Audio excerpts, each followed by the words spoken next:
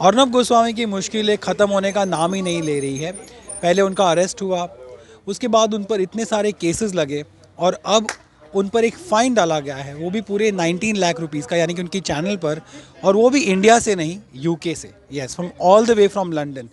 United Kingdom का जो media regulator है, जिसका नाम है office of communications, they have levied this hefty fine on R Bharat, republic Bharat, जो अर्नब गोस्वामी का हिंदी न्यूज़ चैनल है, उस पर, for broadcasting content that promotes offensive language, uncontextualized hate speech, and abusive or derogatory treatment of individuals, groups, religions and communities.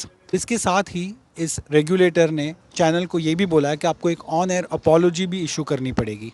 अब ये जो content है ये 2020 का नहीं है, ये 2019 में टेलीकास्ट हुआ था।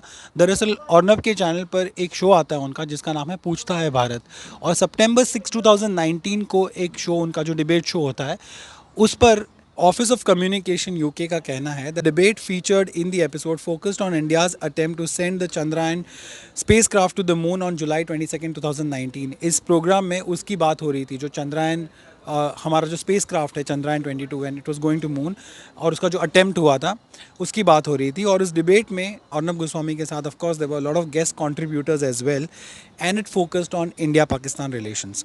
Now, the exact quote here that the Ofcom has given is that this included discussion of India's record of space exploration and other technological advancements in comparison to Pakistan's. The ongoing dispute between Pakistan and India over Kashmir. आपको याद होगा कि 2019 में क्योंकि article 370 की बात हुई थी और जम्मू एंड कश्मीर को लेकर बहुत सारी कंट्रोवर्सीज और प्रोटेस्ट हो रहे थे इंडिया में, तो ये उस वक्त की भी बात है.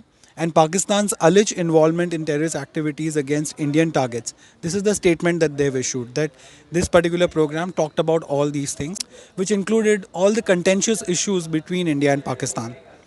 Giving further details, the statement also said that the guests were referring to Pakistani people, remarked as their scientists, doctors, their leaders, politicians, all are terrorists. इसमें कहा गया था कि पाकिस्तान के जितने भी लोग हैं, including their scientist, doctors, leaders, politicians, they all terrorist, even their sports people. Every child is a terrorist over there, every child is a terrorist. You are dealing with a terrorist entity. This is what one of the guests had said. और इसके बाद अर्नब गोस्वामी ने अपना एक statement बोला जिसमें उन्होंने कहा, we make scientist, you make terrorists. अब specially because of this statement the channel landed in trouble in the UK, और वहाँ पर एक world view media network limited करके है which is the MSO that broadcast republic Bharat, और उन पर ये फाइन लगा है. So Ofcom has actually held the license of this particular company for airing Republic Bharat.